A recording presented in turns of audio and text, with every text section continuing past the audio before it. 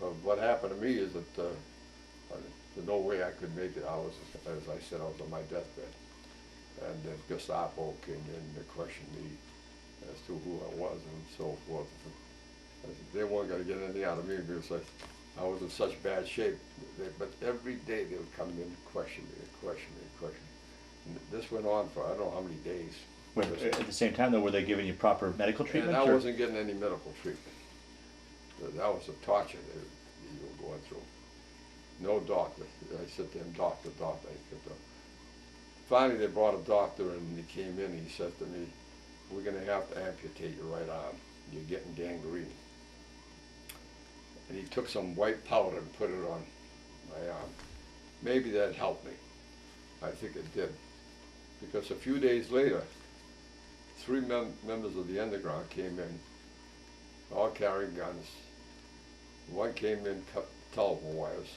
Apparently the people I was with, that house, were pro-Nazi. And they must have contacted the Gestapo as well. That's why they were there so quickly. Mm-hmm. And they locked these people up. They shot up a guard. Then on the way out, there was a change of guard coming, and they had a firefight going on. I got hit again in my back with I don't know whether a piece of steel or something must have come through the car, and it was hit me right back in the back here. And but we escaped. They brought me to another farmhouse, but by this time, I don't know how I was alive. The only reason I think I was alive is because I was 20 years old.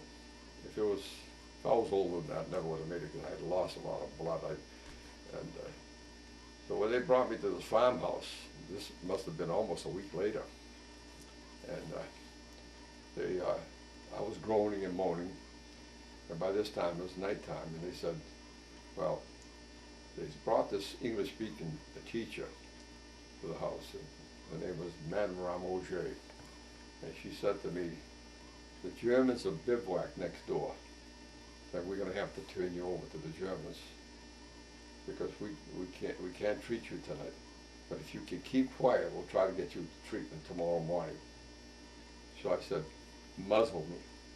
I made him muzzle me. I haven't had anything to eat or drink all that time, so finally, they never gave me anything when I was in the farmhouse. If I asked them for water, instead of giving me water, they gave me a little wine, then they give me a little beer. I want the water. I was dehydrated to the point that so bad, you know. And so finally, I said, just muzzle me. So that's what they did. They muzzled me, and I was fighting that muzzle all night long. And I was passing out, coming to, passing out. Finally, the next morning, a fellow by the name of Polo, his name was P-O-L-O, comes up with a horse and buggy. And the French underground people that saved me, one was Jean Joly, who was head of the Reims, three French fighters. If you look up there, you'll see some of the medals that they got. And the other one was Pierre Desmarchais, who was a great guy. All three of them were great. And Rene Felix, those are the three guys that saved me that day. Then they brought me to Rene Felix's farmhouse. And that's where the Germans were bivouac next door.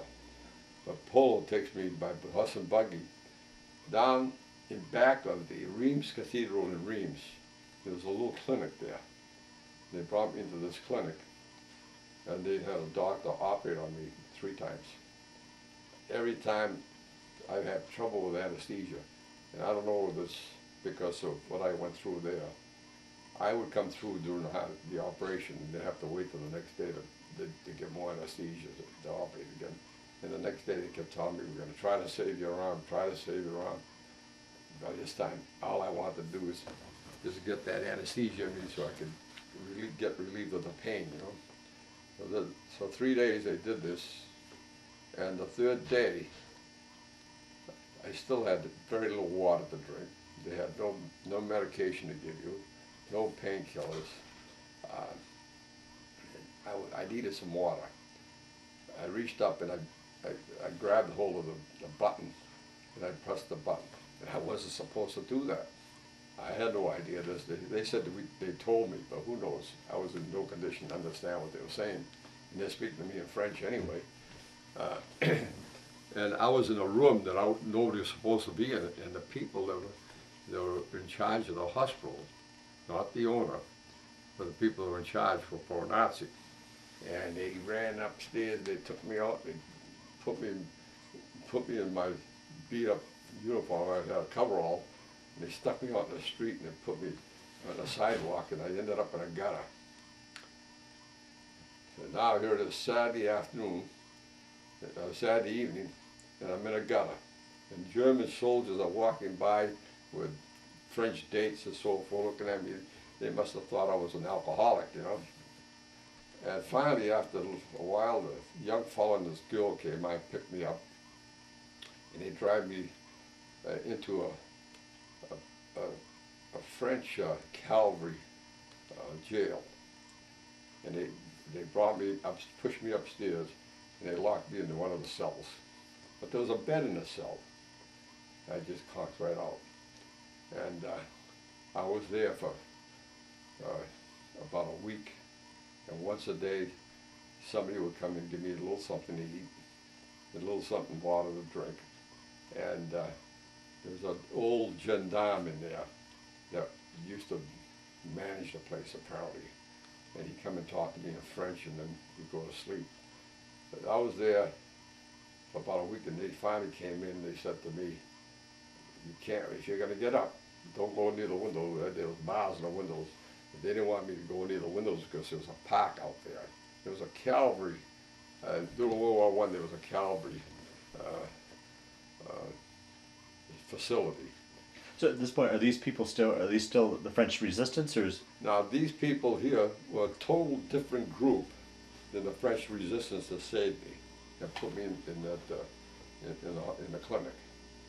So what happened is that there were so many different cells that you never knew what cell you were in. And one cell didn't know the other cell. They might have only one person may know who was in charge of the other cell, because if they broke up one cell, they didn't want to get broken up. So if you gave one cell away, the other one would not be captured either. So what happened is that one day, after about a week in that room, or jail if you want to call it, this fellow walks in, looked like a cavalry officer, dressed up in that uniform. And he demanded to know who I was. And this is where I had made my mistake. I had answered somebody by saying, "Yeah," and more than once I said, "Yeah, yeah." Now they got worried. They thought that I was German. And the reason why is that a lot of the Germans who were injured would volunteer to bail out over France and hope to connect with the French underground so they could break up that cell. So they didn't know whether I was one of those guys. But what happened is that I wouldn't give them any information. All of a sudden, a couple of days later, he came by twice and demanded, he said, if we don't get the answer we offered you, we're going to shoot you. I thought they were kidding. But they brought this Madame Ramoge who could speak a little English. And she said, "I don't know if you understand what these people are saying, but tomorrow morning they're going to shoot you. You've got to give them some information to prove you are an American." Well, with that, I said, "Okay, here's the situation. I come from the 4th Bomb Group, 612 Squadron, D Thorpe, 8th Air Force. Now, if you fly over our air base, and you look down at our air base, it looks like a pistol. And at the end of the pistol, there's 3 little lakes. It looks like 3 bullets being fired out of that lake." So apparently they checked it out and found out that I was who I said I was. And by this time, the original fellows that saved me found out what happened. And they came to that jail to get me out.